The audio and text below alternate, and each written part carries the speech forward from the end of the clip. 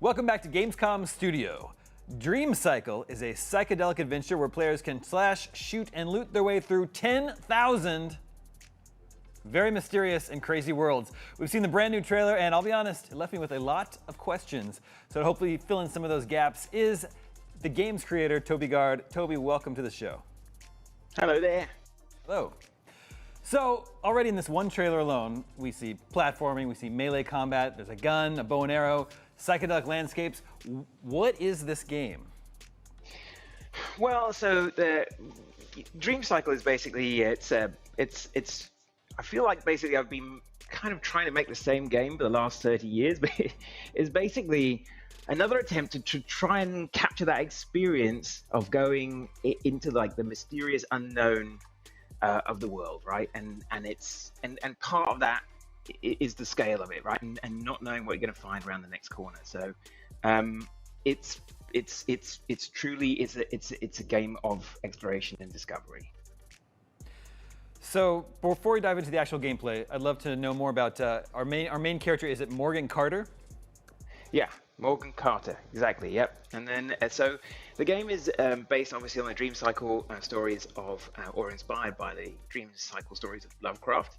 And so he wrote extensively about Randolph Carter, and Morgan is like the great grand niece of Randolph. And what's her story? What's the whole reason for being in this situation?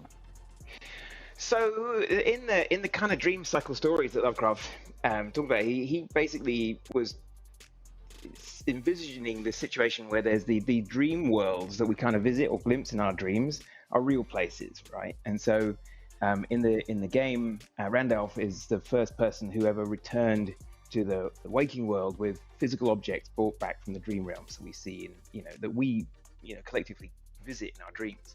And so, years and years after that, Morgan is an occultist who also travels into the dream realms and is exploring through those areas. And it's a really amazing.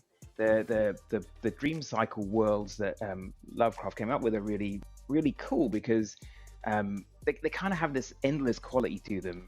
They're he's always throwing out these new areas. He'd be talking about the perfumed jungles of Cled or the vaults of Zin and so forth. And then be talking about the strange beings that live there and what odd, things that they're trading amongst the other creatures within the dream realms, right? And it just makes this tapestry of the unknown that feels sort of endless. And it seems like an amazing place to create a game and to be able to go adventuring, because it's the kind of place where you're never going to really run out of things to see or do, explore or find. So we're going into this dream world to do some exploration. There's obviously some combat, some traversal, but what's the overall goal? So Morgan is basically trapped in the dreamlands. She's had her power kind of removed, and so she's sort of trapped, and so she's searching after she's trying to regain her power so that she can escape from the dream realms, because she's essentially stuck there. And at the same time, the dream realms have gone into some kind of cataclysm has occurred, and so she's having to deal with the fact that it's fragmented into a million pieces, right? And each one of these shards is basically an adventure that you can go on. And when the game releases, 10,000 of those shards will be available for you to play. But the whole point of the game is that it's supposed to be a portal for people to go on kind of these endless adventures. And so the goal of releasing it is to sort of continue to build on it, to bring new areas of the game out regularly, and to add 10,000 new adventures for people to be able to search through as the game goes on. Well, it sounds very interesting. What causes a cycle to end and then start over? Is it when the player is defeated? It's not so much that. I mean, so there are literally so there's 10,000 adventures, and each one of them is like a legitimate level's worth of adventure, right? And you're needing to travel across this map of the 10,000 shards, right, in order to be able to get to the different destinations where you've got things to be able to where you're following essentially your story threads. But what I really wanted from this game is to feel like not quite so you're just being handheld all the time. So you have the ability to be able to follow all sorts of different paths of your own. You can create your own subquests within that map, right? So you can say, I'm interested in this type of spell that I've picked up. Is there a way that I can, get an upgrade to it? So you can search the map for that and try and, pick a course that will take you to try and find that within one of the shards of the map.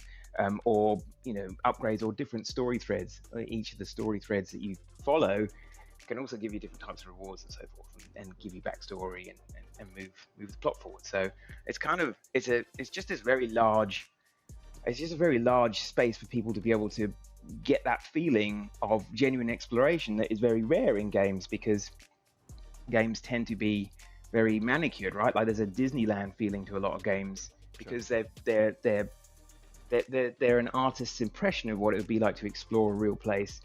And what's happening in Dream Cycle is, using proceduralism, but proceduralism that's being kind of controlled by goals. The locations that are being made, they are genuinely unexpected, even for me, right? And often players will be the first people to go into those places and explore them and complete them. And that is what exploration is to me, I suppose. It's like being on the frontier. Well, that sounds great to me. I would say exploration is like the thing I like to do most in video games. How big can we expect some of these levels or shards to be, and is there an average time you expect it would take players to complete one? That's a thing in tuning. So it depends on the difficulty of the level, I suppose. There's as you travel across the map, there's areas of high difficulty and low difficulty, right? Low difficulty levels are faster to do, and so those ones are 20 minutes, 30 minutes, something like that. The harder levels can be quite a bit longer, because you need there's more things to do, basically. So and part of the concept of this game, where there's just so many little shards, is that you get to pick and choose that, right? The player gets to decide, I've only got 20 minutes or something to play, so I'm going to do a reasonably easy level tonight. And it makes for the whole experience a little bit more like jumping into a multiplayer. It's like a session. It's like, it's not quite such a big bite-sized thing, you're not going into a massive adventure. You don't know how many chapters. I'm going to go on a quick adventure. I'm going to have a laugh, and that's going to be it for tonight, right? Mm-hmm.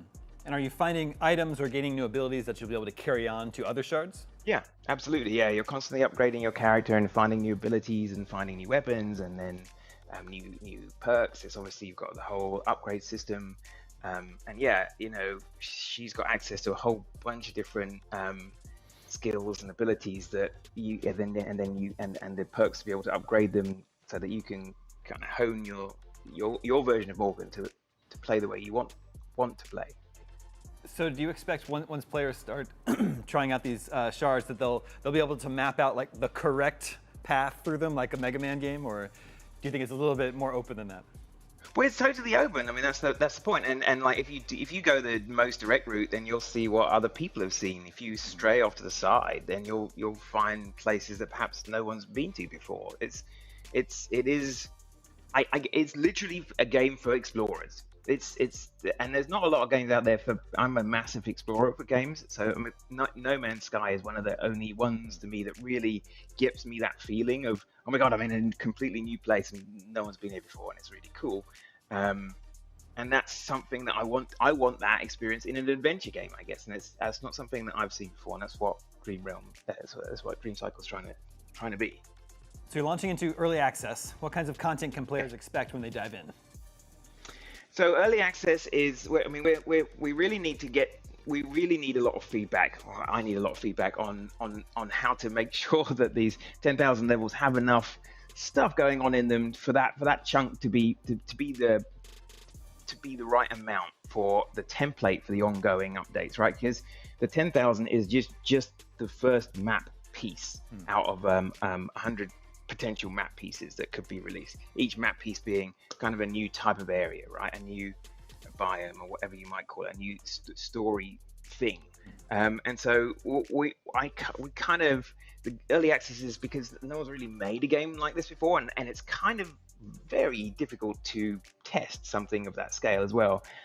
So we need a community to be able to help me tune it and turn it into the right thing for that one chunk, so that when we start bringing out new areas, it's got they will be the right type of content, right? Like the right number of enemies and the right number of the right amount of new story, the right amount of everything else, right? It's trying to find that mix essentially.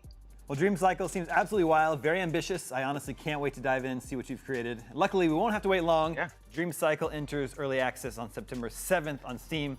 Toby, thank you so much for stopping by. Yeah, you're welcome. Thanks for having me. All right, we're going to take a quick break, but we'll be right back with more Gamescom Studio.